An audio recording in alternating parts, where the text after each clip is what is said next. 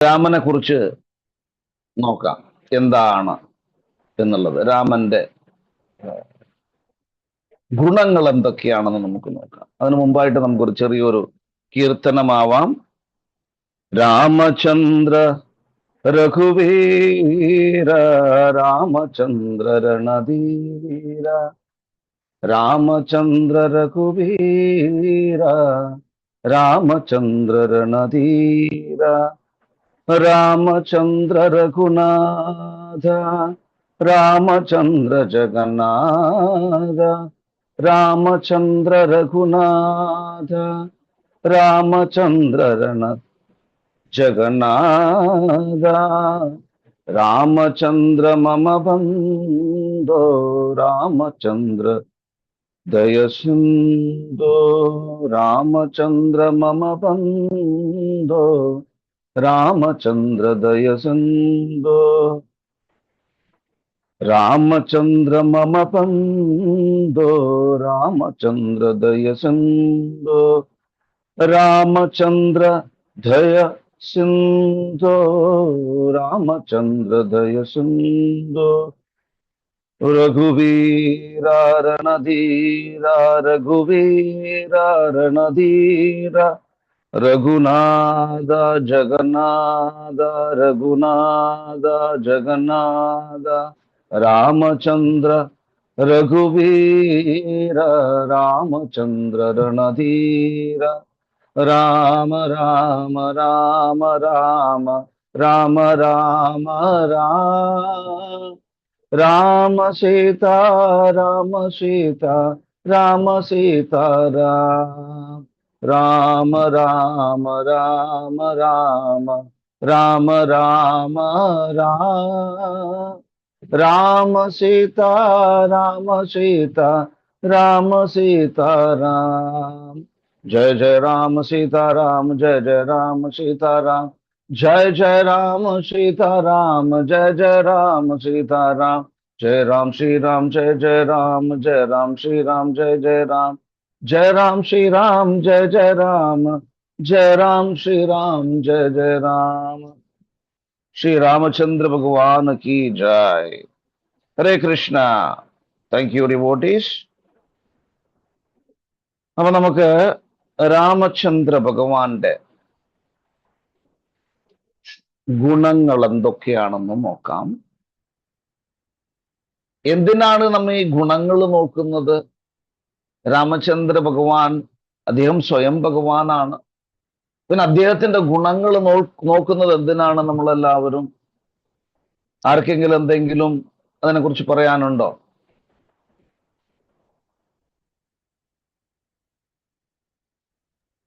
എപ്പോഴും നമ്മൾ ഗുണങ്ങൾ കാണുന്നത് നല്ലതാണ്, ദോഷം കാണുന്നത് നല്ലതല്ല.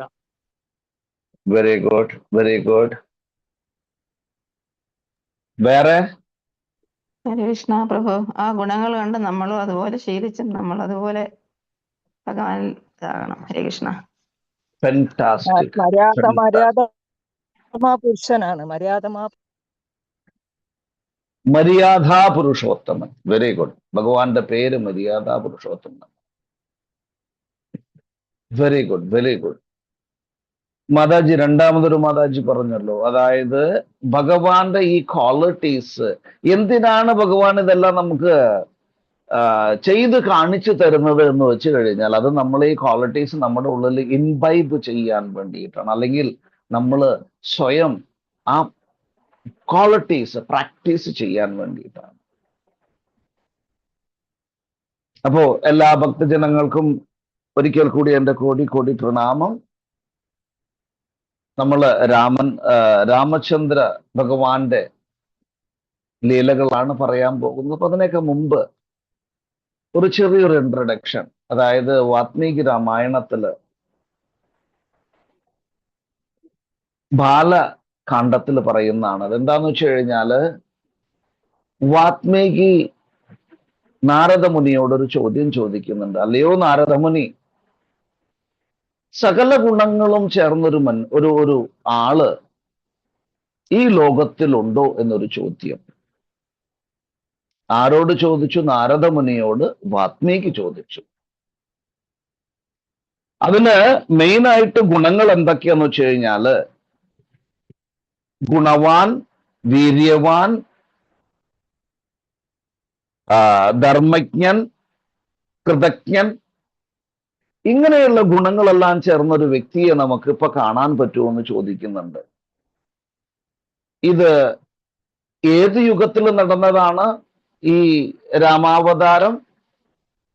ത്രേതായുഗം. ത്രേതായുഗത്തിൽ നടന്നതാണ്. അപ്പൊ ത്രേതായുഗത്തിൽ ഇങ്ങനെ ഒരാളുണ്ടോ എന്ന് വാത്മീകി നാരദരോട് ചോദിക്കുന്നുണ്ട്. അപ്പൊ നാരദർ പറയുന്നുണ്ട്, ഉണ്ട്, തീർച്ചയായിട്ടും അങ്ങനെ ഒരു വ്യക്തി ഉണ്ട്. ഭഗവാൻ, അതായത് ശ്രീ രാമചന്ദ്ര ഭഗവാൻ, അദ്ദേഹം ഭഗവാൻ സ്വയമാണ്. പക്ഷെ അദ്ദേഹം അവതരിച്ചത് ഒരു മനുഷ്യരൂപത്തിലാണ്. ഇക്ഷ്വാകു വംശത്തില് അദ്ദേഹം ജനിക്കുന്നു. അദ്ദേഹത്തിന്റെ പിതാവിന്റെ പേര് ദശരഥൻ എന്നാണ്. ഈ ദശരഥ മഹാരാജാവിന്റെ മകനായിട്ട് ഭഗവാൻ ജനിക്കുന്നു. അതിനുശേഷം ഭഗവാൻ ഒരുപാട് ലീലകൾ ചെയ്യുന്നുണ്ട്. ആദ്യം ഭഗവാൻ എന്ത് ചെയ്യുന്നുണ്ട്? ആദ്യം ഭഗവാൻ വിശ്വാമിത്രൻ കൊണ്ടുപോകുന്നുണ്ട്. കാരണം ബ്രാഹ്മണിക്കലായിട്ടുള്ള ചില കാര്യങ്ങൾ നിലനിർത്താൻ വേണ്ടിയിട്ട്, അല്ലെങ്കിൽ പൂജാവിധികൾ, അതായത് ഒരു തടസ്സവുമില്ലാതെ പോകാൻ വേണ്ടിയിട്ട് രാമചന്ദ്രന്റെ സഹായം വിശ്വാമിത്രൻ ആവശ്യപ്പെടുന്നുണ്ട്. അങ്ങനെ വിശ്വാമിത്രന്റെ കൂടെ ദശരഥ മഹാരാജ് രാമനെ മനസ്സില്ലാ മനസ്സോടെ അയക്കുന്നുണ്ട്. രാമന്റെ കൂടെ അദ്ദേഹത്തിന്റെ സഹോദരനായിട്ടുള്ള ലക്ഷ്മണനും പോകുന്നുണ്ട്. അപ്പോ ഇവരെല്ലാം ഭഗവാന്റെ, അതായത് രാമചന്ദ്ര ഭഗവാൻ സ്വയം, പിന്നെ അദ്ദേഹത്തിന്റെ പ്ലീനറി പോർഷൻസ് ആണ്, അദ്ദേഹത്തിന്റെ ഭാഗങ്ങളാണ് ലക്ഷ്മണനും ഭരതനും ശത്രുഘ്നനും. അപ്പൊ ഇങ്ങനെ ഈ രാമന് എത്ര ക്വാളിറ്റീസ് എന്നൊരു ചോദ്യം ചോദിക്കുന്നുണ്ട്. അപ്പൊ ഇങ്ങനെയുള്ള ക്വാളിറ്റീസ് ഉള്ള ഒരു വ്യക്തി ഉണ്ടോ എന്ന് വാത്മീകി ചോദിക്കുമ്പോൾ അതിന് മറുപടിയായിട്ട് നാരദർ പറയണുണ്ട്. സത്യത്തില് നാരദർ ഒരു കാര്യം കൂടി പറയുന്നുണ്ട്, ഭഗവാന്റെ ക്വാളിറ്റീസ് അൺലിമിറ്റഡ് ആണ്. അതില് ഈ അൺലിമിറ്റഡ് ക്വാളിറ്റീസില് അദ്ദേഹം ഒരു 67 ക്വാളിറ്റീസ് വാത്മീകിക്ക് പറഞ്ഞു കൊടുക്കുന്നുണ്ട്. അതിൽ മെയിൻ ആയിട്ട് 16 ക്വാളിറ്റിയാണ് വാത്മീകി പറയുന്നത്. ഈ 16 ക്വാളിറ്റീസ് എന്താണെന്ന് നമുക്കൊന്ന് നോക്കാം. ഒന്നാമത്തെ ക്വാളിറ്റി എന്താന്ന് വെച്ച് കഴിഞ്ഞാല് ഗുണവാൻ. ഭഗവാൻ ഗുണവാനാണ്. ഗുണവാൻ എന്ന് പറഞ്ഞാൽ എന്താണ് അർത്ഥം? സകല നല്ല ഗുണങ്ങളും ഉൾക്കൊണ്ടിരിക്കുന്ന ഒരു വ്യക്തിയെയാണ് ഗുണവാൻ എന്ന് പറയുന്നത്. അദ്ദേഹത്തിൻ്റെ ഉള്ളിൽ ഒരു ചീത്തയായിട്ടൊരു സംഗതി ഉണ്ടാവില്ല. പൂർണ്ണമായിട്ടും എല്ലാം ഗുണങ്ങളും, അതായത് നല്ല ഗുണങ്ങൾ മാത്രമേ ആ വ്യക്തിയിൽ ഉണ്ടാകുള്ളൂ. ഭഗവാൻ സ്വയം അവതരിച്ചിരിക്കുകയാണ്. അപ്പൊ ഭഗവാൻ സ്വയം അവതരിച്ചിരിക്കുമ്പോൾ അദ്ദേഹത്തിൽ ഒരിക്കലും ചീത്ത ഗുണങ്ങൾ ഭഗവാനിൽ ഉണ്ടാവില്ല. കാരണം എന്താ എന്ന് വെച്ച് കഴിഞ്ഞാല് ഭഗവാൻ ഈ ഭൗതിക ലോകവുമായിട്ട്, അതായത് ഭഗവാൻ ഒരു ഭൗതിക വസ്തുവല്ല, ഭഗവാൻ സ്വയം ഭഗവാനാണ്. അതായത് രാമചന്ദ്രദേവൻ സ്വയം ഭഗവാനാണ്. അപ്പൊ അദ്ദേഹത്തിന് കലിയുഗത്തിന്റെ കൽമഷങ്ങളോ അല്ലെങ്കിൽ ഈ ഭൗതിക ലോകത്തിന്റെ കൽമഷങ്ങളോ അദ്ദേഹത്തെ ബാധിക്കുന്നില്ല. അപ്പൊ അദ്ദേഹം എപ്പോഴും പ്യുവറാണ്, ശുദ്ധ സത്വഗുണത്തിലിരിക്കുന്ന വ്യക്തിയാണ്, അല്ലെങ്കിൽ പൂർണ്ണമായിട്ടും നല്ല ഗുണത്തിലിരിക്കുന്ന വ്യക്തിയാണ് ഭഗവാൻ. ആയതുകൊണ്ട് അദ്ദേഹത്തിന്റെ പേര് ഗുണവാൻ. അദ്ദേഹത്തിന്റെ ഒരു ക്വാളിറ്റിയാണ് ഗുണവാൻ എന്ന് പറയുന്നത്. രണ്ടാമത്തെ ക്വാളിറ്റി, ഭഗവാൻ വീര്യവാനാണ്. ഭഗവാൻ വീര്യവാനാണ്. എന്താണ് വീര്യവാൻ എന്ന് വെച്ച് കഴിഞ്ഞാല് എല്ലാത്തിനെയും പിടിച്ചടക്കാൻ കഴിവുള്ള വ്യക്തിയാണ് ഭഗവാൻ. അത്രയധികം ശക്തിയുള്ളവനാണ് ഭഗവാൻ, വീര്യമുള്ളവനാണ് ഭഗവാൻ. പ്രത്യേകിച്ച് ഭഗവാൻ ഒരു ക്ഷത്രിയ കുലത്തിലാണ് പിറന്നത്.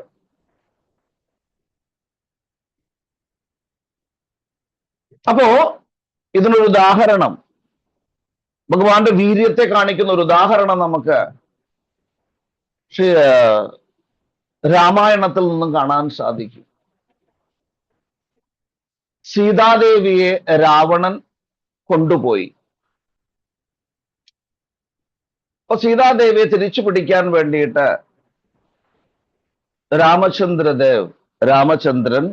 ശ്രീരാമചന്ദ്രൻ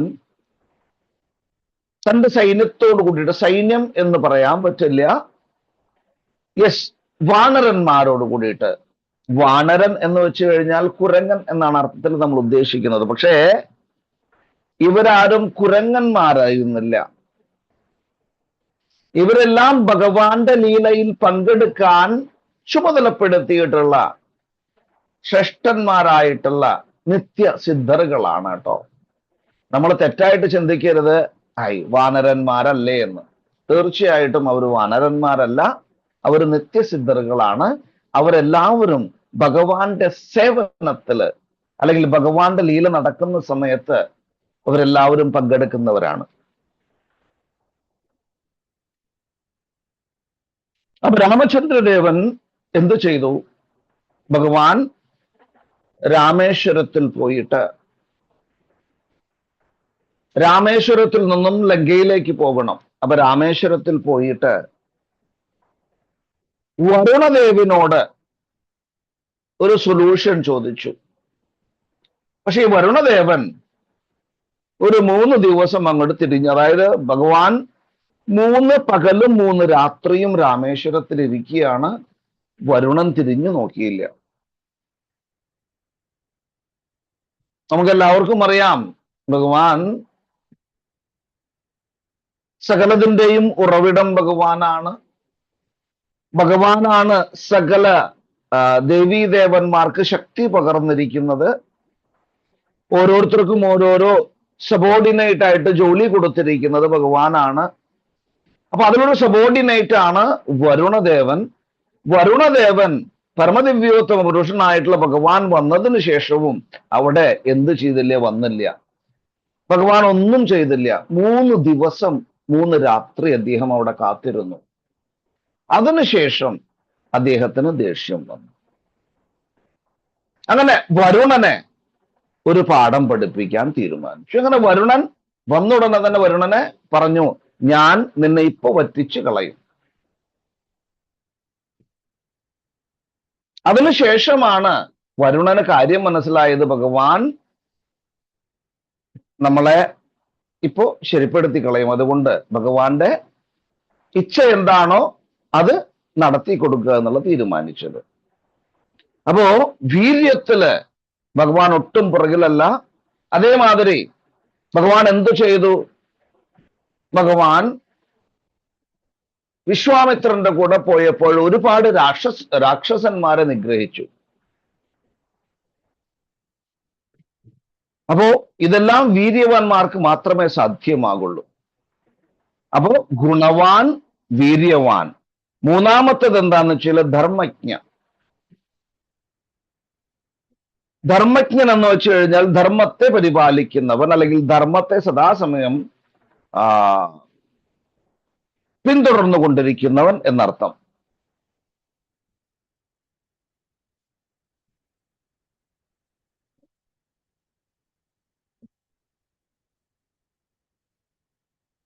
നമ്മള്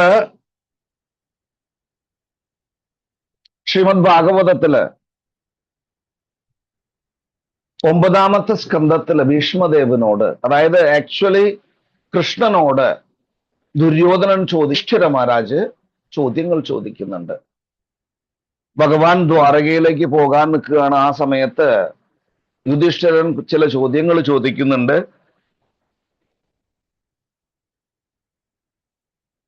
അപ്പൊ ഭഗവാൻ അതിന് മറുപടി പറയുന്നില്ല. ഭഗവാൻ പറഞ്ഞു, ഒരു കാര്യം ചെയ്യാം, നമുക്ക് കുരുക്ഷേത്ര യുദ്ധഭൂമിയിലേക്ക് പോകാം. അവിടെ ഭീഷ്മദേവൻ ശരശയ്യയിൽ കടന്നുകൊണ്ടിരിക്കുന്നുണ്ട്, നമുക്ക് അദ്ദേഹത്തിനോട് ചോദിക്കാമെന്ന് പറഞ്ഞു. ഇവിടെ നമ്മൾ മനസ്സിലാക്കേണ്ട സംഗതി എന്താന്ന് വെച്ച് കഴിഞ്ഞാല്, പരമദിവ്യോത്തമ പുരുഷനായിട്ടുള്ള ഭഗവാൻ ശ്രീകൃഷ്ണന് അതിന്റെ ഉത്തരങ്ങളെല്ലാം വളരെ വ്യക്തമായിട്ട് അറിയാം. പക്ഷേ ഭക്തവത്സരനായിട്ടുള്ള ഭഗവാൻ തന്റെ ഭക്തന്മാർക്ക് നെയ്മും ഫെയിമും കൊടുക്കുന്നതിന് വേണ്ടിയിട്ടാണ് ഈ ഒരു ലീല നടത്തിയത്. അല്ലെങ്കിൽ ഭഗവാൻ അറിയാത്തൊരു കാര്യങ്ങളും ഇല്ല. കാരണം എന്താണ്? ഭഗവാനാണ് സൃഷ്ടികർത്താവ്. എല്ലാം സൃഷ്ടിച്ചിരിക്കുന്നത് ഭഗവാനാണ്. ഇതെങ്ങനെ മെയിൻറ്റെയിൻ ചെയ്യണമെന്ന് അതും ഭഗവാൻ അറിയാം. എങ്ങനെ നശിപ്പിക്കണമെന്ന് അതും ഭഗവാൻ അറിയാം. അപ്പൊ അങ്ങനെ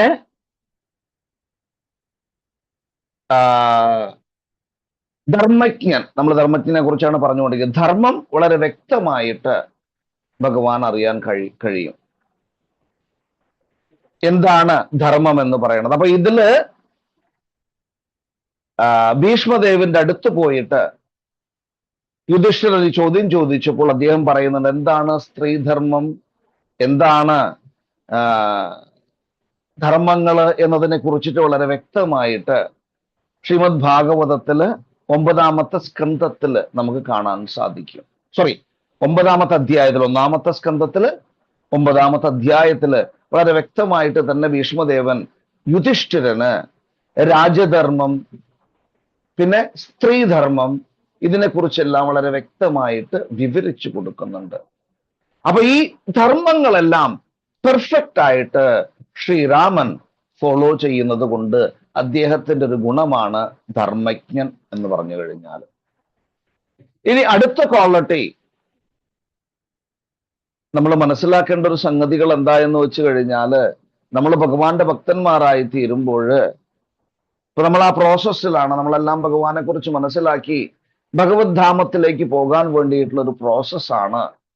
ഈ പ്രോസസ്സ് നമ്മൾ നടത്തുന്ന സമയത്ത്, അല്ലെങ്കിൽ ഈ ഭക്തനാവാൻ ശ്രമിക്കുന്ന സമയത്ത് നമ്മളെല്ലാവരും സാധകന്മാരാണ്, സാധന ചെയ്തുകൊണ്ടിരിക്കുന്ന സാധകന്മാരാണ്. ഈ സാധകന്മാര് എന്തു ചെയ്യണം? സാധകന്മാര് പെർഫെക്റ്റ് ആയിട്ട് സാധന ഫോളോ ചെയ്തുകൊണ്ട്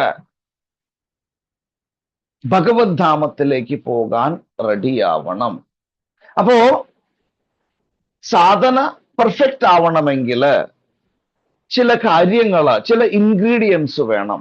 അപ്പൊ നമ്മൾ നല്ലൊരു പാൽപ്പായസം ഉണ്ടാക്കാന്ന് വെച്ചോളൂ, പാലടപ്രഥമൻ ഉണ്ടാക്കാന്ന് വെച്ചോളൂ. ഈ പാലടപ്രഥമന് ആവശ്യമായിട്ടുള്ള ഇൻഗ്രീഡിയൻസ്, ചേരുവകൾ ചേർത്തെങ്കിൽ മാത്രമേ അതൊരു നല്ലൊരു പാലടയാവുള്ളൂ. പാലടയ്ക്ക് ആ പാലട പെർഫെക്റ്റ് പാലടയാവണമെങ്കിൽ ആ റോസ് കളറില് നന്നായിട്ട് അടയെല്ലാം വെന്ത് നല്ല കുറുകി വന്നെങ്കിൽ മാത്രമേ അതിന് നല്ല ടേസ്റ്റ് ഉണ്ടാവുള്ളൂ. അതില് കറക്റ്റായിട്ട് അതിന്റെ അളവിന് എന്ത് വേണം? കുറച്ച് സ്വീറ്റ്നെസ് വേണം, കാണാൻ നല്ല ടെക്സ്ചർ ഉണ്ടാവണം, ആരോമ ഉണ്ടാവണം. അപ്പൊ ഇതൊക്കെ ഉണ്ടെങ്കിൽ മാത്രമേ ആ പാലടപ്രഥമൻ എല്ലാവരും സന്തോഷത്തോടുകൂടി, അല്ലെങ്കിൽ വളരെയധികം എന്താണ് പറയണത്, ഇഷ്ടത്തോടുകൂടി അത് കുടിക്കുകയുള്ളൂ. അപ്പൊ അതേമാതിരി നമ്മൾ ഭക്തി ചെയ്യുമ്പോൾ ഭക്തിക്ക് ചില ഇൻഗ്രീഡിയൻസ് ഉണ്ട്. ആ ഇൻഗ്രീഡിയൻസ് നമ്മളിലില്ല. നമ്മൾ അതെല്ലാം എന്തു ചെയ്യണം? നമ്മളിൽ ഒരു പക്ഷേ കുറച്ച് ഇൻഗ്രീഡിയൻസ് ഉണ്ടായിരിക്കാം, കുറച്ച് ഗുണങ്ങൾ ഉണ്ടായിരിക്കാം. പക്ഷെ നമ്മൾ ആ ഗുണങ്ങളെല്ലാം ഭഗവാനിൽ നിന്ന് മനസ്സിലാക്കിയിട്ട്, അല്ലെങ്കിൽ ഭഗവാന്റെ ഗുണങ്ങൾ എന്തൊക്കെയാണെന്ന് മനസ്സിലാക്കിയിട്ട് നമ്മുടെ ജീവിതത്തിലും അത് പകർത്തിയെടുക്കണം. അപ്പോഴാണ് നമുക്ക് പെർഫെക്ഷൻ ലഭിക്കുള്ളൂ. അപ്പൊ അതിനു വേണ്ടിയിട്ടാണ് നമ്മൾ ഓരോരുത്തരും ട്രൈ ചെയ്യേണ്ടത്. അപ്പോ ആദ്യത്തത് ഗുണവാൻ, രണ്ടാമത്തത് വീര്യവാൻ, മൂന്നാമത്തത് ധർമ്മജ്ഞൻ, നാലാമത്തത് കൃതജ്ഞൻ.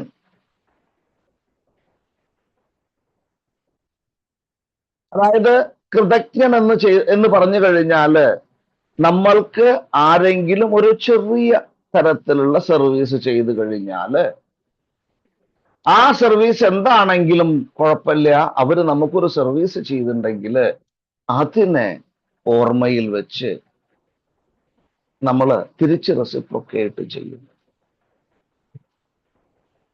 അതായത് നമ്മൾ എപ്പോഴും കൃതജ്ഞന്മാരായിരിക്കണം. നമുക്ക് ആരെങ്കിലും ഒരു സർവീസ് ചെയ്ത് കഴിഞ്ഞാൽ നമ്മൾ ഒബീഡിയന്റ് ആയിരിക്കണം, അല്ലെങ്കിൽ ആ വ്യക്തിയോട് നമുക്ക് കൃതജ്ഞത ഉണ്ടാവണം. അല്ലാതെ തന്റെ കാര്യം കഴിഞ്ഞപ്പോൾ പാലം കടക്കോളം നാരായണ, പാലം കടന്നപ്പോ കൂരായണ എന്ന് പറയുന്ന ഒരു ചൊല്ല് നമ്മുടെ നാട്ടിലുണ്ട്. ഇതല്ല വേണ്ടത്. പാലം കടന്നാലും നാരായണൻ തന്നെ ആയിരിക്കണം. പാലം കടന്നു കഴിഞ്ഞാലും സദാസമയവും നാരായണൻ തന്നെ ആയിരിക്കണം. ഒരിക്കലും അത് കൂരായണനാവരുത്. അപ്പൊ അങ്ങനെ വരികയാണെങ്കിൽ അവിടെ കൃതജ്ഞത ഇല്ല എന്നാണ് അർത്ഥം.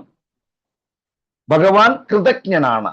ഭഗവാനിലെ ക്വാളിറ്റീസ് എന്തിനാണ് നമുക്ക് പ്രത്യേകിച്ച് ഈ ക്വാളിറ്റികളെല്ലാം പറഞ്ഞ് മനസ്സിലാക്കി തരുന്നത്? ഭഗവാൻ അൺലിമിറ്റഡ് ക്വാളിറ്റീസ് ഉള്ള ഒരാളാണ്. ഒരുപാട് ഗുണങ്ങളുള്ള വ്യക്തിയാണ് ഭഗവാൻ.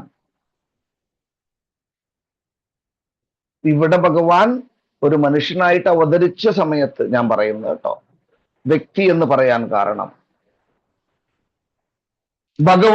ഭഗവാൻ തന്നെയാണ്. പക്ഷെ അദ്ദേഹം മനുഷ്യരൂപത്തിൽ അവതരിച്ചിരുന്നു. അദ്ദേഹത്തിന്റെ പ്രവൃത്തികളിലൂടെ മറ്റുള്ളവർക്ക് മനസ്സിലാക്കി കൊടുക്കാൻ വേണ്ടിയിട്ട് ഇങ്ങനെയായിരിക്കണം ഒരു ആള്, ഇങ്ങനെയായിരിക്കണം ഒരു രാജാവ്, ഇങ്ങനെയായിരിക്കണം ഒരു മകൻ, ഇങ്ങനെയായിരിക്കണം ഒരു ഭർത്താവ്, ഇങ്ങനെയായിരിക്കണം ഒരു സഹോദരൻ. ഇതെല്ലാം നമുക്ക് രാമൻ കാണിച്ചു തരുന്നുണ്ട്.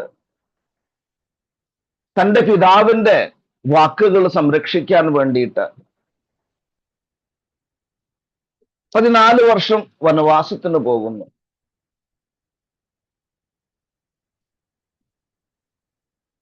അപ്പോ ഈ കാര്യങ്ങൾ, അതായത് ഒരു എന്താ പ്രത്യേകിച്ച് പറയുന്നത്, ശ്രീല പ്രഭുപാദ് മെൻഷൻ ചെയ്യണത് എന്താന്ന് വെച്ച് കഴിഞ്ഞാല്, നമ്മൾ ഭക്തന്മാരാകുമ്പോൾ അതോറിറ്റീസിനോട് ഒരു ചോദ്യവും ചോദിക്കാൻ പാടില്ല. തെറ്റാണ് തീർച്ചയായിട്ടും. അതോറിറ്റീസ് ഒരു കാര്യം പറയുമ്പോൾ നമ്മൾ അതേമാതിരി കേൾക്കണം. അപ്പൊ ഇവിടെ അതോറിറ്റി ആരാണ്? ദശരഥ മഹാരാജ് ആജ്ഞാപിക്കുകയാണ് രാമനോട്, രാമ നീ 14 വർഷം വനവാസത്തിന് പോകണമെന്ന്. അവിടെ രാമൻ ചോദിച്ചില്ല, എന്തിനാ അച്ഛാ ഞാൻ പോകുന്നത്, എന്താണ് അതിന്റെ കാര്യം? ഇതൊന്നും അവിടെ ഒരു ആർഗ്യുമെന്റേ നടന്നില്ല. രാമൻ തന്റെ അച്ഛന്റെ ആഗ്രഹം, അല്ലെങ്കിൽ അച്ഛൻ ആവശ്യപ്പെട്ടത് ശിരസ വഹിച്ചു. അദ്ദേഹത്തിന്റെ അച്ഛൻ ആവശ്യപ്പെട്ടത് അതേമാതിരി ചെയ്തു. അപ്പൊ നമ്മള് ഭക്തന്മാരാകുമ്പോൾ ചില സീനിയേഴ്സ് നമ്മളോട് പറയും, നിങ്ങൾ ഇങ്ങനെ ചെയ്യും, ഇങ്ങനെ ചെയ്യും, ഇങ്ങനെ ചെയ്യും എന്ന് പറയുന്നുണ്ട്. നമ്മൾ അതേമാതിരി ചെയ്താൽ മാത്രം മതി, നമ്മൾ ഭക്തിയിൽ മുന്നേറാൻ സാധിക്കും. അപ്പൊ ഇവിടെ കൃതജ്ഞൻ. നമുക്ക് ഒരു ചെറിയ കാര്യം ആരെങ്കിലും ചെയ്തു തന്നു കഴിഞ്ഞാല് അതിനോട് കൃതജ്ഞരായിരിക്കണം. നമ്മള് കൃതജ്ഞത നമ്മളിൽ ഉണ്ടാവണം. അപ്പൊ ഇതാണ് ഭഗവാന്റെ മറ്റൊരു ക്വാളിറ്റി. ആദ്യത്തെ ക്വാളിറ്റി എന്താണ്? അദ്ദേഹം എന്താണ്? ആദ്യത്തെ ക്വാളിറ്റി ഗുണവാൻ, രണ്ടാമത്തെ ക്വാളിറ്റി വീര്യവാൻ, മൂന്നാമത്തെ ക്വാളിറ്റി ധർമ്മജ്ഞൻ, നാലാമത്തെ ക്വാളിറ്റി കൃതജ്ഞൻ. ഇനി അഞ്ചാമത്തെ ക്വാളിറ്റി സത്യവാക്യ. ഭഗവാൻ സത്യം മാത്രമേ പറയൂ.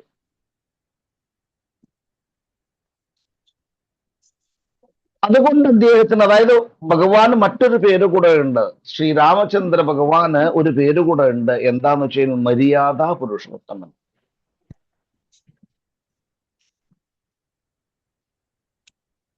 മര്യാദാ പുരുഷോത്തമൻ എന്ന് ഭഗവാന് പറയുന്നുണ്ട്. അപ്പൊ ഈ കാര്യങ്ങളെല്ലാം പെർഫെക്റ്റ് ആയിട്ട് ഫോളോ ചെയ്യുന്ന ഒരാള്, മര്യാദയോട് കൂടിയിട്ട്, അതായത് ഒരു തരത്തിലുള്ള തെറ്റുകളും ചെയ്യാതെ പോകുന്ന ഒരു വ്യക്തിയാണ് മര്യാദാ പുരുഷോത്തമൻ എന്ന് പറയണം. അപ്പോ സത്യവാക്യ, അദ്ദേഹം പറയുന്നത് എല്ലാം സത്യം മാത്രമായിരിക്കും. അസത്യം ഭഗവാൻ പറയാറില്ല. അപ്പോ സത്യവാക്യ. അടുത്തത് ദൃഢവ്രത. ദൃഢവ്രത എന്ന് വെച്ച് കഴിഞ്ഞാല് ഞാൻ ഇങ്ങനെ ചെയ്യും എന്ന് പറഞ്ഞു കഴിഞ്ഞാൽ അങ്ങനെ മാത്രമേ അദ്ദേഹം പ്രവർത്തിക്കൂ. ഒരു തീരുമാനമെടുത്തു കഴിഞ്ഞാല് അത് പെർഫെക്റ്റ് ആയിട്ട് ഫോളോ ചെയ്യും. വൃത്ത എന്ന് പറയും അതിന്. തന്റെ തീരുമാനത്തിൽ ഉറച്ചു നിൽക്കുന്നു. അതേമാതിരി ഒരു ശപഥമെടുത്തു കഴിഞ്ഞാല് അത് അതേമാതിരി ഫോളോ ചെയ്യുന്നു. ഭഗവാൻ ഒരു ശപഥമെടുത്തു, അതായത് അച്ഛന്റെ ആഗ്രഹം സഫലമാക്കാൻ വേണ്ടിയിട്ട് 14 വർഷം വനവാസത്തിന് പോയി. അദ്ദേഹം ഷോർട്ട് കട്ടൊന്നും നോക്കിയില്ല. അദ്ദേഹം വനത്തിൽ പോയിട്ട് സാധാരണ ഒരു മനുഷ്യനെ പോലെ, ഒരു രാജകുമാരനായിരുന്നു ഭഗവാൻ. എല്ലാ സുഖ സൗകര്യങ്ങളോട് കൂടിയിട്ടും കൊട്ടാരത്തിൽ കഴിഞ്ഞിരുന്ന ഒരു വ്യക്തിയായിരുന്നു ശ്രീരാമചന്ദ്രൻ. പക്ഷെ അദ്ദേഹം 14 വർഷം വനവാസത്തിന് പോയപ്പോൾ, വനവാസത്തിന് പോയ സമയത്ത് അദ്ദേഹം എന്ത് ചെയ്തു? ഒരു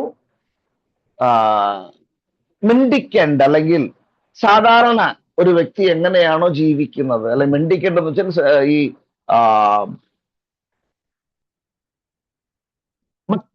ഭക്തന്മാരല്ല, ഒരല്പം കൂടി മേലെ ഉള്ളൊരു ആളുകൾ. മിണ്ടിക്കേണ്ടത് ചെന്ന മലയാളം എനിക്ക് വരുന്നില്ല. ഭക്തൻ എന്ന് പറയാം നമുക്ക്, അല്ലെങ്കിൽ ഒരു സന്യാസിയുടെ ഒരു ലെവലുള്ള ഒരു വ്യക്തികൾ. അപ്പൊ ഭഗവാൻ കാട്ടിലേക്ക് പോയപ്പോൾ അദ്ദേഹത്തിന്റെ പാതാരവിന്ദങ്ങളില് ഒരു ചപ്പലും ഉണ്ടായിരുന്നില്ല.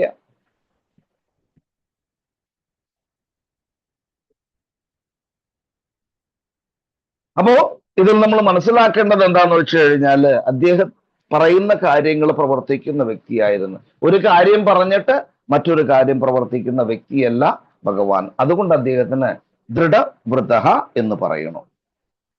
ഇനി അടുത്തത് ചാരിത്രേണ യുക്ത.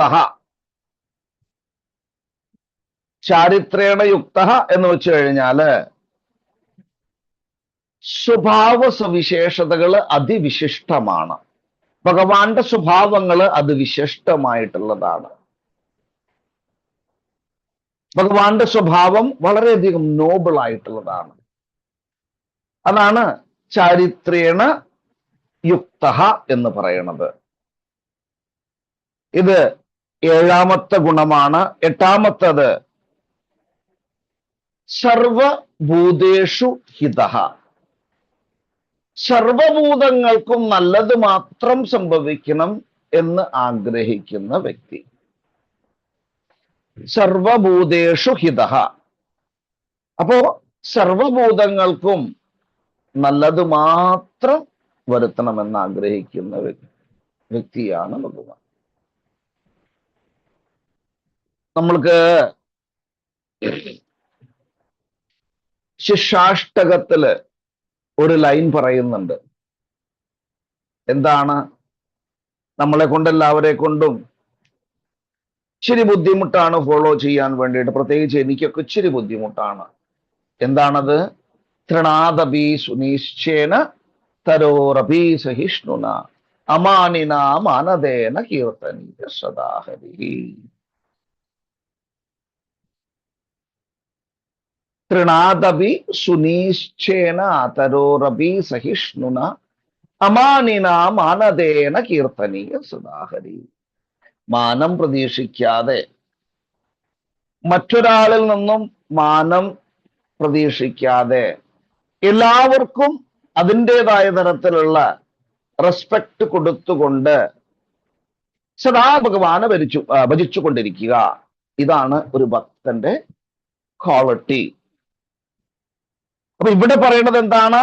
സർവഭൂതേഷു ഹിതഃ. നമ്മളോട് ചെറിയൊരു തരത്തില് ആരെങ്കിലും ഒരല്പം നീരസം കാണിച്ചു കഴിഞ്ഞാല് നമ്മളും തിരിച്ച് ആ നീരസം കാണിക്കും. എന്നോട് ഇങ്ങനെ ചെയ്തല്ലോ, ഞാൻ തിരിച്ചും ചെയ്യും. അതിനെ മറന്ന് മുന്നോട്ടു പോകാൻ നമ്മള് നമുക്കെല്ലാവർക്കും കുറച്ച് ബുദ്ധിമുട്ടുകളുണ്ട്. നമ്മളെല്ലാവരും ഭഗവാൻ പറയുന്നുണ്ട് അല്ലെ, ഒരു ഭക്തന്റെ ക്വാളിറ്റീസിനെ കുറിച്ചിട്ട് ഭഗവത്ഗീതയില് ഭഗവാൻ നമുക്ക് പറഞ്ഞു മനസ്സിലാക്കി തരുന്നുണ്ട്. എന്തൊക്കെയാണ് ഒരു ഭക്തന്റെ ക്വാളിറ്റീസ് ഭഗവത്ഗീതയിൽ നമുക്ക് കാണാൻ സാധിക്കുക?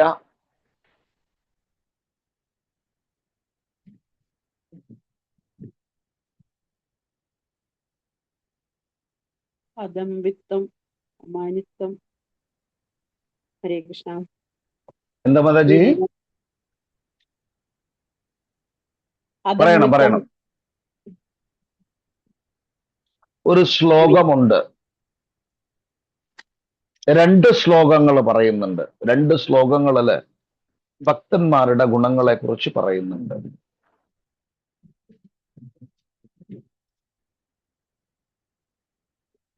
ആർക്കെങ്കിലും പറയാൻ പറ്റുമോ അത്?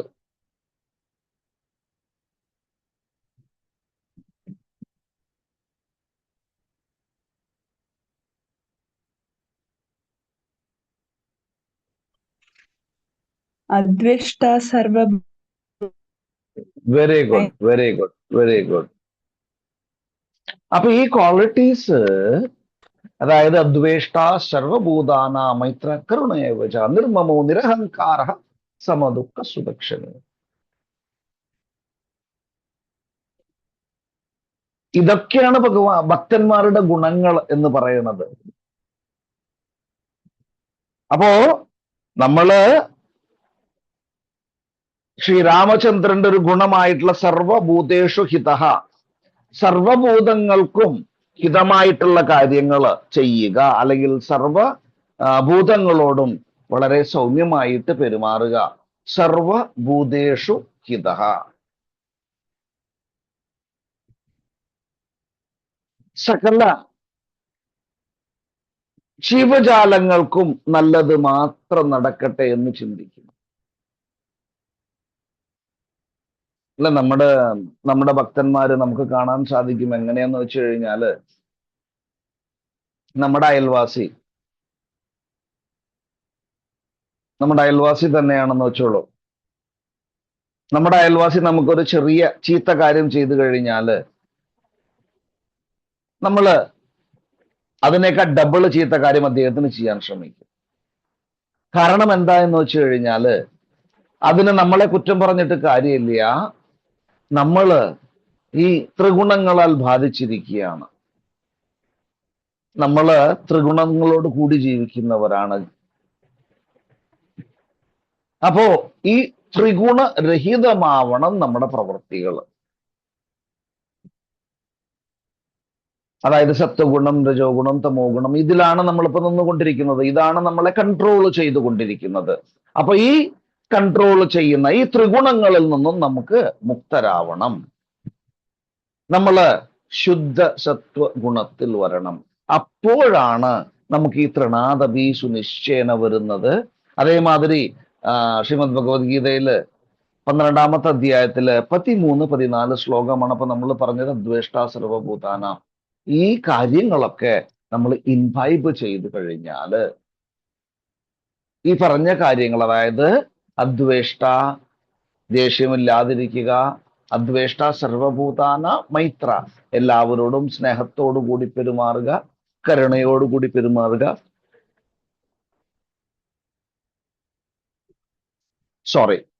അപ്പോ ഇത്രയും കാര്യങ്ങൾ ഭക്തന്മാരെന്ന നിലയിൽ നമ്മളിൽ ഉണ്ടാവണം. ഈ ക്വാളിറ്റീസ് നമ്മളിൽ ഉണ്ടാക്കാൻ ശ്രമിക്കണം. ഇല്ലെങ്കിൽ നമ്മളിൽ ഇല്ലാത്ത ക്വാളിറ്റികൾ, അതായത് ഭഗവാനിലുണ്ട്, നമ്മളിലില്ല. അപ്പൊ നമ്മൾ ഭഗവാനിൽ ആ ക്വാളിറ്റീസ് ഫോളോ ചെയ്യാൻ ശ്രമിച്ചു കഴിഞ്ഞാല് ഭഗവാന് സന്തോഷമാവും, ഭക്തന്മാർക്ക് സന്തോഷമാവും, നമുക്ക് ഭഗവത് ധാമത്തിലേക്ക് പോകാനുള്ള ഒരു ചാൻസും കിട്ടും. അപ്പൊ അതാണ് സർവഭൂതേഷു ഹിതഃ. ഇത് 8ാമത്തെ ഗുണമാണ്. 9ാമത്തെ ഗുണം വിദ്വാൻ. സകല ശാസ്ത്രങ്ങളിലും അതിയായിട്ടുള്ള ജ്ഞാനമുണ്ട്. അദ്ദേഹം വിദ്വാനാണ്. എല്ലാത്തിനെ കുറിച്ചും പൂർണ്ണമായിട്ടുള്ള അറിവുണ്ട്. നമുക്ക് ഭഗവാന്റെ, ശ്രീ കൃഷ്ണ ഭഗവാന്റെ 6 ഒപ്പുലൻസസിനെ കുറിച്ചിട്ട് അറിയാം അല്ലെ? എന്താണ് ഭഗവാന്റെ ആ 6 ഒപ്പുലൻസസ് എന്ന് പറയുന്നത്? ഐശ്വര്യസ്യ വീര്യസ്യ ഐശ്വര്യസ്യ സമഗ്രസ്യ വീര്യസ്യ യശസ്ശ്രിയഃ. അടുത്തത്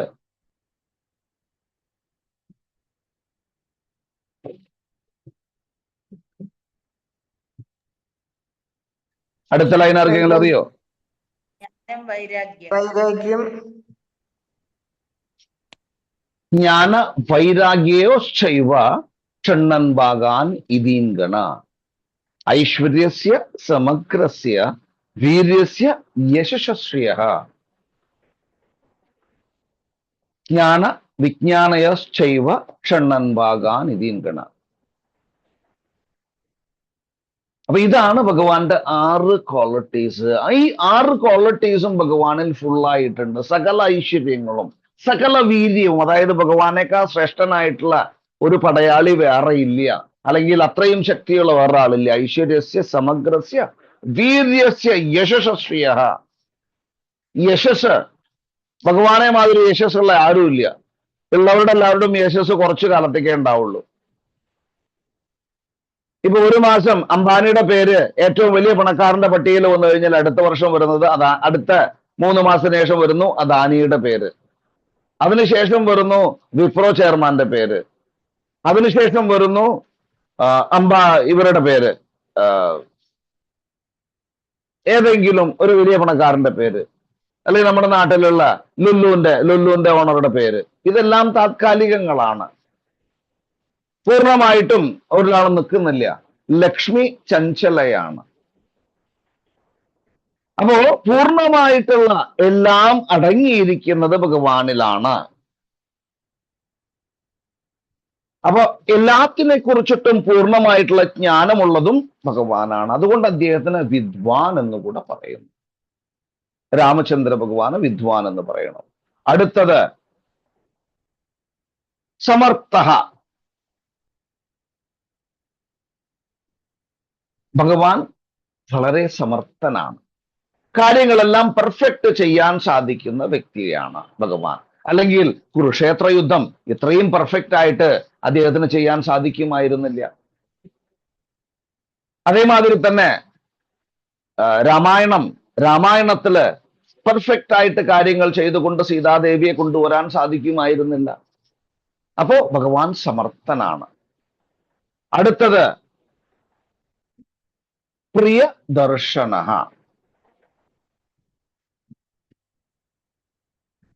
ഭഗവാനെ കണ്ടു കഴിഞ്ഞാൽ, ഭഗവാന്റെ ദർശനം കിട്ടിക്കഴിഞ്ഞാല്, ആ സുസ്മേരവദനായിട്ടുള്ള ഭഗവാനെ കണ്ടു കഴിഞ്ഞാൽ തന്നെ നമുക്ക് പ്രിയം കൂടും ഭഗവാനോട്. അപ്പൊ അതാണ് പ്രിയ ദർശന. അദ്ദേഹത്തിന്റെ ദർശനം തന്നെ നമുക്ക് പ്രിയം നൽകുന്നതാണ്. പ്രിയ ദർശന. ഇത് വന്നിട്ട് 11ാമത്തെ ഗുണമാണ്. 12ാമത്തെ ഗുണം ആത്മവാൻ. ആത്മവാൻ എന്ന് പറഞ്ഞു കഴിഞ്ഞാല് സ്വയം കൺട്രോൾ ചെയ്യാൻ കഴിയുന്നവൻ എന്നർത്ഥം. അദ്ദേഹത്തിന് ആത്മവാൻ എന്ന് പറയും. ഇനി അടുത്തത് എന്താണ്? ചിത്തക്രോധ. ക്രോധത്തെ നിയന്ത്രിക്കാൻ സാധിക്കുന്നവൻ, ദ കോൺകറർ ഓഫ് ആങ്കർ എന്ന് പറയും. ക്രോധത്തെ നിയന്ത്രിക്കാൻ സാധിക്കുന്നവൻ ജിതക്രോധ എന്ന് പറയുന്നത്. ഒരുപാട് ഉദാഹരണങ്ങൾ നമുക്ക് രാമായണത്തിൽ നിന്നും കാണാൻ സാധിക്കും. ഭഗവാൻ തന്റെ ക്രോധത്തെ നിയന്ത്രിച്ചു നിർത്തിയിരിക്കുന്നത്. അടുത്തത് ദ്യുതിമാൻ. ദ്യുതിമാൻ എന്ന് വെച്ച് കഴിഞ്ഞാൽ ഇന്ന് ജ്വലിച്ചു നിൽക്കുന്ന ആള്.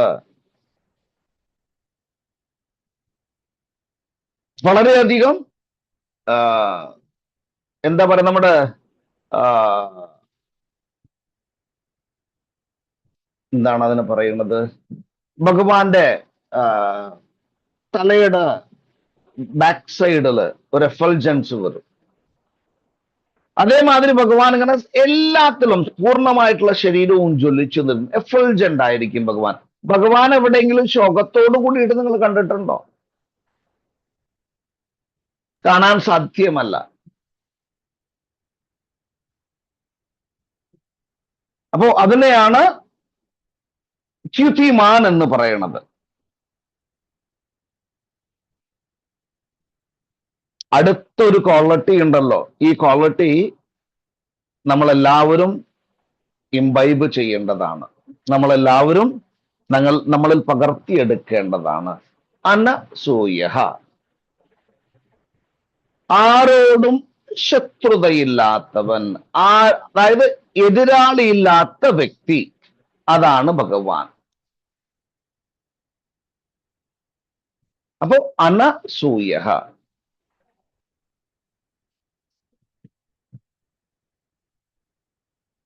നമ്മളൊക്കെ, നമുക്ക് എതിരാളികൾ മാത്രമേ ഉള്ളൂ. ആരെ കണ്ടു കഴിഞ്ഞാൽ നമ്മൾ എതിരാളിയായിട്ടാണ് കാണുന്നത്. അവരുടെ നല്ല ഗുണങ്ങൾ കാണാൻ നമ്മൾ ശ്രമിക്കുന്നില്ല. ഓരോ വ്യക്തിയിലും നിറയെ നല്ല ഗുണങ്ങളുണ്ട്. നമ്മൾ നോക്കേണ്ടത് നല്ല ഗുണങ്ങളെ മാത്രമാണ്. നമ്മൾ ചീത്ത ഗുണങ്ങളെ കാണാനേ പാടില്ല. കാരണം എന്തായെന്ന് വെച്ച് കഴിഞ്ഞാൽ, നമ്മൾ ആ ഒരു വ്യക്തിയുടെ ചീത്ത ഗുണം കണ്ടു കഴിഞ്ഞാൽ പിന്നെ നമ്മൾ അതിനെക്കുറിച്ച് സദാസമയം മെഡിറ്റേറ്റ് ചെയ്തുകൊണ്ടിരിക്കും. നമ്മുടെ കോൺഷ്യസ്നെസ് എന്തായിത്തീരും? നമ്മുടെ കോൺഷ്യസ്നെസ് പൊല്യൂട്ടഡ് ആയിത്തീരും. അതുണ്ടാവാൻ പാടില്ല. ഭക്തന്മാരുടെ കോൺഷ്യസ്നെസ് സദാസമയം ഫ്രഷ് ആയിരിക്കണം. അതേമാതിരി സദാസമയം അലർട്ട് ആയിരിക്കണം. അപ്പോ ഇതാണ് അനസൂയ എന്ന് പറയുന്നത്. 15ാമത്തെ ഗുണമാണ് ഭഗവാന്റെ. അനസൂയ, ആരോടും അസൂയയില്ലാത്തവൻ. അല്ലെ? നമ്മളിപ്പോ നമ്മുടെ കാര്യം ആലോചിച്ചു കഴിഞ്ഞാല്, നമ്മുടെ അടുത്ത വീട്ടിലൊരു കാറ് മേടിച്ചു. അവര് കാറ് മേടിച്ചു കണ്ടില്ലേ, ജോലിക്ക് പോണതോ സാധാരണ ജോലിയാണ്, പക്ഷെ കാറൊക്കെ മേടിച്ചു. നമുക്കൊരു അസൂയ തോന്നാറുണ്ട് അവരോട് മാത്രമല്ല, ഈവൻ ഭക്തിയിൽ അസൂയ തോന്നുന്നോട് തെറ്റില്ല കേട്ടോ. ഭക്തിയിൽ അസൂയ തോന്നുന്നു വെച്ചാലോ, എന്നേക്ക് നന്നായിട്ട് ആ ഭക്തൻ ചെയ്യുന്നു, അപ്പൊ ഞാനും ആ ഭക്തനെ പോലെ നന്നായിട്ട് ചെയ്യണം എന്നുള്ളൊരു ആശ ഉണ്ടാവണം. അസൂയയിൽ നിന്നും നമ്മുടെ സർവീസ് ആറ്റിറ്റ്യൂഡ് വളരെ കൂടുതലായി തീരണം. അതായത് അസൂയയിൽ നിന്നും നമ്മുടെ സർവീസ് ഇൻക്രീസ് ചെയ്യണം, അല്ലെങ്കിൽ ഇൻക്രീസ് ആവണം. ആ ഭക്തൻ 16 മാല ഒരിടത്തിൽ എഴുതുന്ന ഇത്ര സമയത്തിന് പെർഫെക്റ്റ് ആയിട്ട് ചെയ്തു തീർക്കുന്നു, അപ്പൊ ഞാനും അത് ചെയ്യണം. ഇതിനെ അസൂയ എന്ന് പറയാൻ പറ്റില്ല ആക്ച്വലി. പക്ഷെ ആക്ച്വലി ഇത് അസൂയയാണ് താൻ.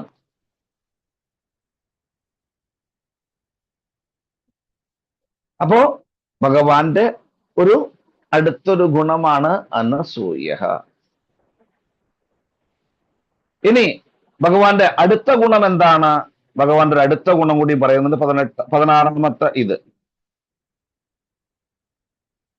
എന്താ എന്ന് വെച്ച് കഴിഞ്ഞാല് വളരെ ഇതായിട്ടുള്ളതാണ്. കശ്യഭിഭവേത്. അഭിഭവേത്, അതിന്റെ അർത്ഥം എന്താ വെച്ചാല് ബിഭ്യതി ദേവഹ എന്ന് പറയും അതിനെ. ഇതിന്റെ അർത്ഥം എന്താ എന്ന് വെച്ച് കഴിഞ്ഞാല്, ഭഗവാനെ കണ്ടു കഴിഞ്ഞാൽ എല്ലാവരും വിറച്ചു പോകും.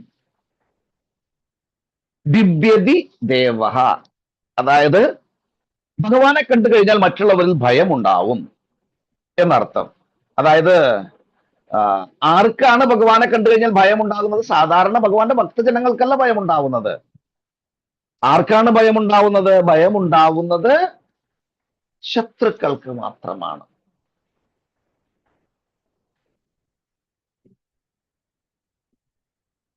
അപ്പോ ഇത്രയും ക്വാളിറ്റീസ്, ഈ 16 ക്വാളിറ്റീസ് നമ്മൾ എന്ത് ചെയ്യണം? നമ്മുടെ ജീവിതത്തില് ഇൻവൈബ് ചെയ്യാൻ ശ്രമിക്കണം. അങ്ങനെയുള്ളൊരു വ്യക്തിക്കാണ് ഒരു ഉന്നത ലീഡർഷിപ്പ്, അല്ലെങ്കിൽ എന്താ പറയണത്, ആത്മീയമായിട്ടുള്ള മുന്നേറ്റം നടക്കുന്നത്, ആത്മീയമായിട്ടുള്ള അറിവും എല്ലാം ലഭിക്കുന്നത് ഈ ക്വാളിറ്റീസ് നമ്മളിൽ ഇൻവൈവ് ചെയ്ത് പ്രവർത്തിക്കുന്നതിന്റെ ഫലമായിട്ടാണ്. അല്ലെങ്കിൽ അപ്പൊ മാത്രമേ അങ്ങനെ അതുണ്ടാവുള്ളൂ. ഹരേ കൃഷ്ണ. ഇതിലെന്തെങ്കിലും സംശയങ്ങളുണ്ടോ? നമുക്ക് ഈ രാമചന്ദ്ര ദേവത, അതായത് രാമചന്ദ്രന്റെ ലീല എന്താണ് പറഞ്ഞു മനസ്സിലാക്കി തരുന്നതെന്ന് വെച്ച് കഴിഞ്ഞാൽ, നമ്മൾ രാമൻ രാവണനെ വധിക്കുന്നുണ്ട്. രാവണന് 10 തലയാണ്. അതിന്റെ അർത്ഥം എന്താ എന്ന് വെച്ച് കഴിഞ്ഞാൽ, തീർച്ചയായിട്ടും നമ്മൾ ചരിത്രത്തിൽ കണ്ടതാണ് രാവണനെ വധിക്കുന്നത്. രാവണന് 10 തലകളുണ്ട്. ഈ 10 തലകളും, അതായത് അത് എന്തിനെ റെപ്രസെന്റ് ചെയ്യുന്നു എന്ന് ചോദിച്ചു കഴിഞ്ഞാല്, അത് നമ്മുടെ ഇന്ദ്രിയങ്ങളെ റെപ്രസെന്റ് ചെയ്യുന്നതാണ്. അപ്പൊ ആ ഇന്ദ്രിയങ്ങൾക്ക് മേലെ ഒരു കൺട്രോൾ ഉണ്ടാവണം നമുക്ക് എല്ലാവർക്കും. അപ്പൊ മാത്രമേ നമുക്ക് ഭഗവത് ധാം പ്രാപ്തമാവുള്ളൂ. അപ്പോ ഭഗവാൻ എന്താണ് ചെയ്യുന്നത്? ആ ഇന്ദ്രിയങ്ങൾ എല്ലാത്തിനെയും കൺട്രോൾ ചെയ്യുന്നു. അങ്ങനെയാണ്, അതായത് ഭഗവാൻ രാവണന്റെ 10 തലകളും വെട്ടിയിടാൻ കാരണം ആ 10 ഇന്ദ്രിയ ഗുണങ്ങളെ പ്രതിനിധീകരിക്കുന്ന കാര്യങ്ങളാണ്. എന്താണ് 5 പഞ്ചേന്ദ്രിയങ്ങള്, 5 കർമ്മേന്ദ്രിയങ്ങള്, ഇത് രണ്ടും ചേർന്നാൽ 10 തീർന്നു.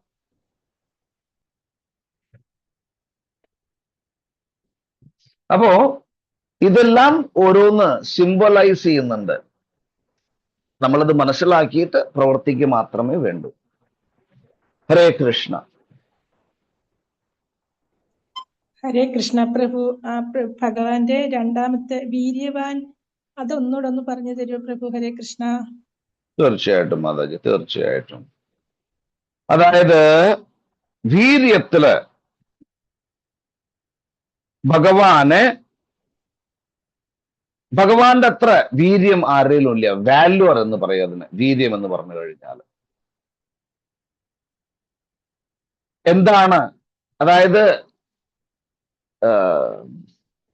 വളരെ ശൗര്യത്തോട് കൂടിയിട്ട്, വളരെ വീര്യത്തോടു കൂടിയുള്ള കാര്യങ്ങൾ ചെയ്യുന്നുണ്ടല്ലോ. അതാണ് പറയണത് വീര്യവാൻ എന്ന് പറയാൻ കാരണം അദ്ദേഹത്തിന്.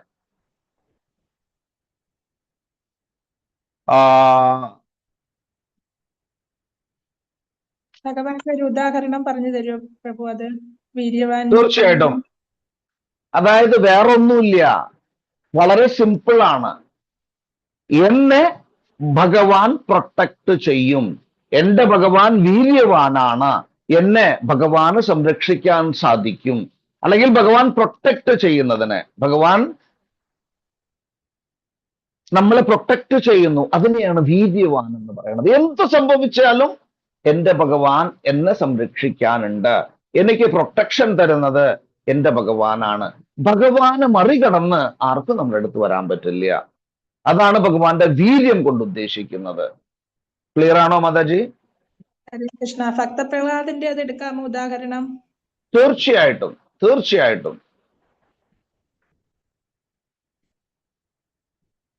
ഹരേ ഹരേ കൃഷ്ണ പ്രഭു. ഹരേ കൃഷ്ണ. ഹരേ കൃഷ്ണ പ്രഭു. ഭഗവാന്റെ എല്ലാ ഐശ്വര്യങ്ങളും ഗുണങ്ങളെയും പറ്റി പറഞ്ഞു. അപ്പോ ശ്രീകൃഷ്ണ ഭഗവാന്റെ അവതാരമാണ് ശ്രീരാമചന്ദ്രമൂർത്തി. പക്ഷെ ഭഗവാന്റെ അത്രയും പൂർണ്ണമാണോ ശ്രീരാമചന്ദ്രമൂർത്തിയുടെ ഈ ഐശ്വര്യങ്ങളും ഒക്കെ? ഒരിക്കൽ വനവാസ കാലത്ത് വിശ്രമിക്കുന്നതിനിടയിൽ സീതാദേവിയുടെ മടിയിൽ തലവെച്ച് ഭഗവാൻ വിശ്രമിക്കുന്ന സമയത്ത് സീതാദേവി ശ്രീരാമചന്ദ്രമൂർത്തിയെ സ്തുതിച്ചുകൊണ്ട്, അങ്ങാണ് ഏറ്റവും ഐശ്വര്യവാനും ഏറ്റവും വലിയ സുന്ദരനും എന്ന് പറയുന്നുണ്ട്. അപ്പോൾ ശ്രീരാമചന്ദ്രമൂർത്തി പറയുന്നതായിട്ടുണ്ട്, ഞാനല്ല, അത് ശ്രീകൃഷ്ണ ഭഗവാനാണ്. ആ രൂപത്തിലാണ് പൂർണ്ണതയുള്ളത്, ഏറ്റവും പൂർണ്ണൻ എന്ന് പറയുന്നതായിട്ടുണ്ട്. അതൊന്ന് പറഞ്ഞുതരാമോ പ്രഭു? തീർച്ചയായിട്ടും മാതാജി. ഭഗവാൻ ആക്ച്വലി ഞാൻ പറഞ്ഞിട്ടുണ്ടായിരുന്നു നിങ്ങളോട്, ഭഗവാൻ പൂർണ്ണ ഗുണങ്ങളുള്ളവനാണ്. അതായത് 64 ക്വാളിറ്റീസ് ശ്രീകൃഷ്ണ ഭഗവാനുണ്ട്. പക്ഷെ ഇവിടെ നാരദര് വാത്മീകിയോട് പറയുമ്പോൾ 67 ഗുണങ്ങളെ കുറിച്ച് പറയുന്നുണ്ട്. ഈ ഗുണങ്ങളെല്ലാം ഒരു എക്സ്ട്രാ ആഡഡ് ആണെന്നേ ഉള്ളൂ. പൂർണ്ണ ഗുണവാൻ, അതായത് കംപ്ലീറ്റ് ഹോൾ ആരാണെന്ന് വെച്ച് കഴിഞ്ഞാൽ അത് ഭഗവാൻ ശ്രീകൃഷ്ണനാണ്. ഭഗവാന്റെ അവതാരമായിട്ടുള്ള രാമനിൽ ഗുണങ്ങളുണ്ട്, ഭഗവാന്റെ അത്രയും ഫുൾ ആയിട്ടുള്ള ഗുണങ്ങൾ രാമനിലും ഇല്ല. വ്യത്യാസങ്ങളില്ല, രണ്ടും ഒന്നാണ്. പക്ഷേ ഗുണങ്ങൾ കാണിക്കുമ്പോൾ, പ്രകടിക്കുമ്പോൾ ഭഗവാൻ ശ്രീകൃഷ്ണനുള്ള 64 ക്വാളിറ്റീസും ഫുള്ളായിട്ടുള്ള ഭഗവാനിൽ നിന്നും കുറച്ച് കുറവാണ് രാമന്. അതെ പ്രഭു, അങ്ങനെയാണ് കേട്ടിരിക്കുന്നത്. ആ. അതുപോലെ നമ്മളിത് മര്യാദ പുരുഷോത്തമൻ എന്ന് പറഞ്ഞെങ്കിലും ഏകപത്നി വ്രതൻ ആണ് ആ ഒരു കാര്യം. അത് തീർച്ചയായിട്ടും. അതെ പ്രഭു, അത് പറഞ്ഞ് മര്യാദ പുരുഷോത്തമന് മാത്രമേ ഏകപത്നി വ്രതത്തിൽ ഇരിക്കാൻ പറ്റുള്ളൂ. അതെ. അല്ലാതെ മര്യാദ ഇല്ലാത്തവൻ ഒരിക്കലും ഏകപത്നി വ്രതത്തിൽ ഇരിക്കാൻ പറ്റില്ല. അവൻ ബഹുഭാര്യത്വത്തിലേക്ക് പോകും. ഹരേ കൃഷ്ണ.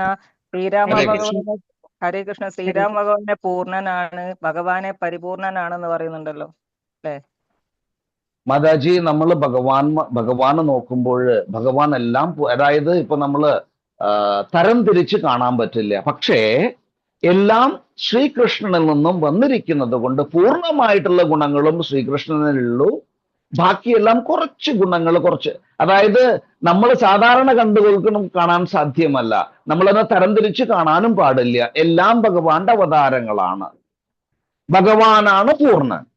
ഭഗവാൻ പൂർണ്ണനായതുകൊണ്ട് ഭഗവാന്റെ അംശങ്ങളും പൂർണ്ണങ്ങളായിരിക്കും. ഭഗവാനിൽ നിന്നും വന്നുള്ളത് കൊണ്ട് ഭഗവാന്റെ അവതാരം തന്നെ ആയതുകൊണ്ട് അത് പൂർണ്ണമാണ്. അതില്ല എന്ന് നമ്മൾ പറയുന്നില്ല. പക്ഷേ പൂർണ്ണ ഗുണങ്ങളും അടങ്ങിയിരിക്കുന്ന ആരെന്ന് ചോദിച്ചു കഴിഞ്ഞാൽ, ഇപ്പൊ നമ്മള് ഒരു ഫോർ എക്സാമ്പിൾ, നിങ്ങളെല്ലാവരും കമ്മലിടുന്നുണ്ട്. ഈ കമ്മല് നമ്മളുടെ സ്വർണ്ണക്കമ്മലാണ്.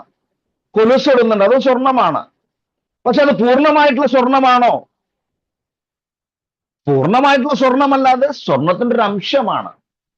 അപ്പൊ അതിന് പൂർണ്ണ ഗുണങ്ങളുണ്ടെന്ന് പറയാൻ പറ്റുമോ? ഇല്ല, കുറച്ച് കുറവാണ്. ഹരേ കൃഷ്ണ. ഹരേ കൃഷ്ണ. സമയം അവസാനിച്ചിരിക്കുന്നു. എല്ലാവരും വരിക. പ്രഭുജി നമുക്ക് ചില ദിവസങ്ങളിൽ കിട്ടുന്നില്ല, അതുകൊണ്ട് പ്രഭുജി എപ്പോഴും നമുക്ക് കിട്ടണം. സോ പ്രഭുജിയോട് ആദരവപൂർവ്വം പ്രഭുജിക്കും പ്രഭുജിയുടെ കുടുംബത്തിനും വേണ്ടി നമ്മള് 3 പ്രാവശ്യം ഹരേ കൃഷ്ണ മന്ത്രം പറഞ്ഞ് വൈൻഡപ്പ് ചെയ്യാം.